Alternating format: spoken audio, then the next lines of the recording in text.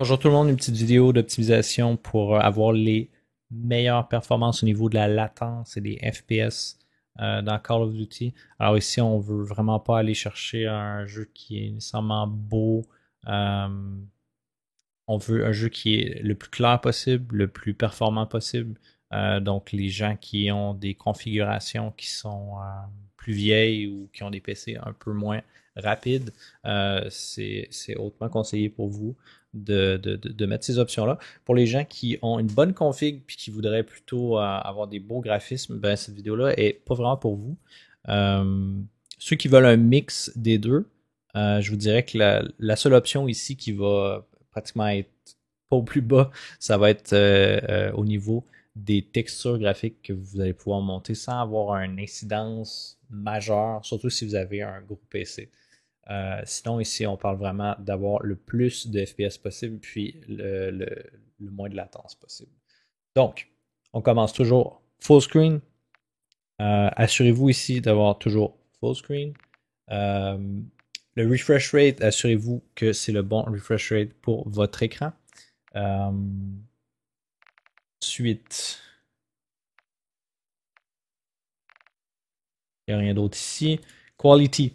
Euh, Assurez-vous que le chiffre ici, Render Resolution, est à 100. On ne veut pas être en haut ou en bas de 100. Si on va en haut, on perd des performances. Si on va en bas, l'image va devenir terrible et vraiment pas nette. Ensuite, il y a un sharpening ici qui s'appelle Fidelity Cast. Moi, j'aime le laisser activer. Pas vraiment d'impact sur la performance, je vous dirais. Puis au niveau visuel, ça fait vraiment une bonne petite différence. Ensuite, anti-aliasing, on met SMA T2X.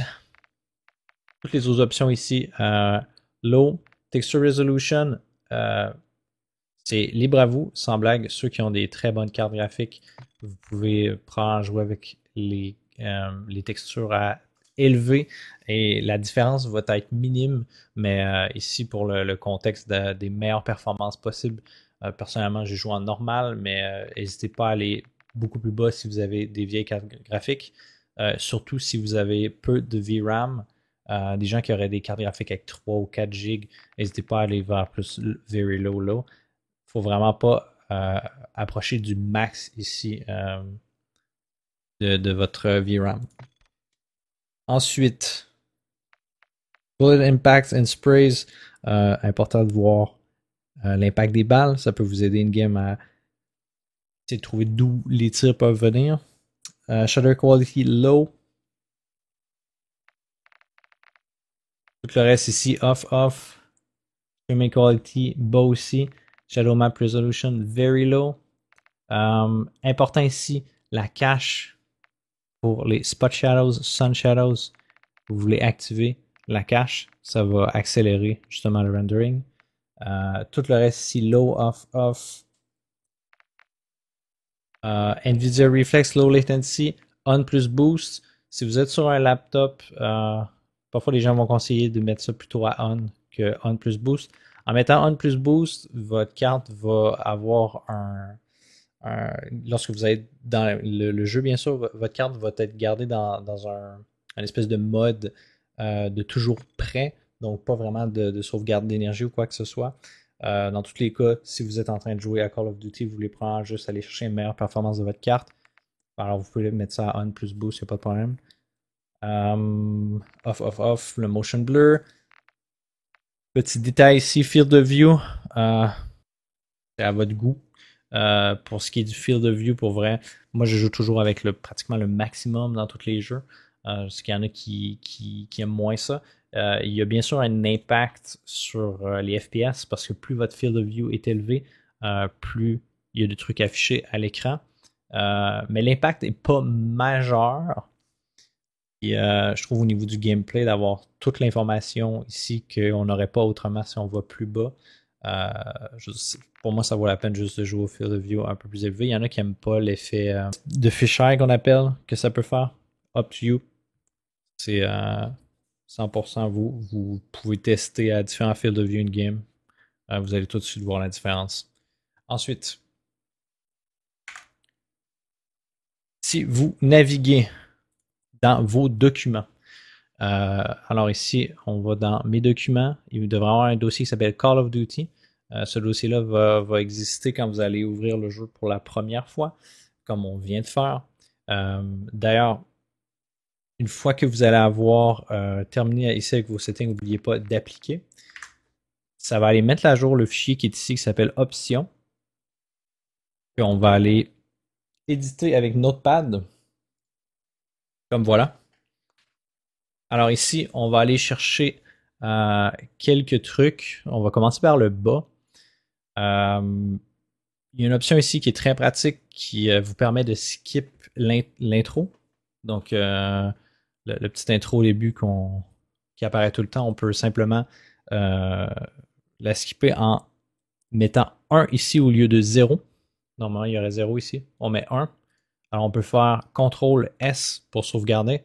Vous pouvez aller faire sauvegarder ici tout simplement. À chaque fois que vous faites un changement. Petit détail avant qu'on continue. Vous pouvez sauvegarder ce fichier, puis aller le déposer ailleurs avant de faire les modifications qu'on est en train de dire. Vous allez le mettre ailleurs ici. Comme ça, si vous vous trompez, vous faites une bourde ou suite à ça, il y aura un problème, vous pouvez toujours aller prendre le fichier puis aller le déposer ici pour remplacer celui qui est là puis revenir à ce que vous aviez avant. On va aller chercher ici. On va monter. Alors, SMAA Quality, puis GTAO Quality. Alors, normalement, c'est pas les valeurs qui sont ici, là, c'est mes valeurs que j'ai changées, ce ne sont pas les valeurs qui sont là de base. On peut aller copier la valeur ici, la première valeur à gauche, après les deux barres. Alors, on va copier et coller l'information entre les brackets ici.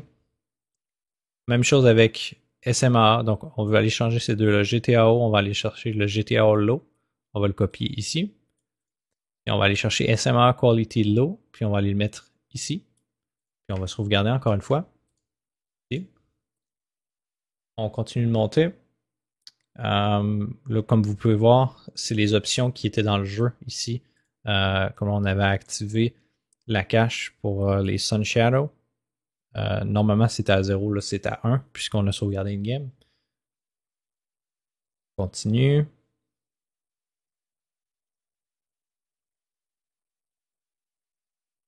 Il y a des trucs ici qu'on peut changer qui sont bien sûr pas dans le jeu. Maintenant ici, Texture Filter. Alors ici, on a été chercher Texture Filter Aniso 2X in-game. Mais si on veut encore une fois les meilleures performances, on peut aller mettre linéaire ici. Même chose, sauvegarder. Tant que vous ne ferez pas de modification sur ce setting-là in-game, donc sur le filtering quality, ce setting-là va rester. Même si ça, c'est pas une option qu'on peut aller chercher dans le jeu, il va aller utiliser celle-là ici. Alors, ça fait le tour pour cette partie-là. On va aller ici chercher Graphic Settings.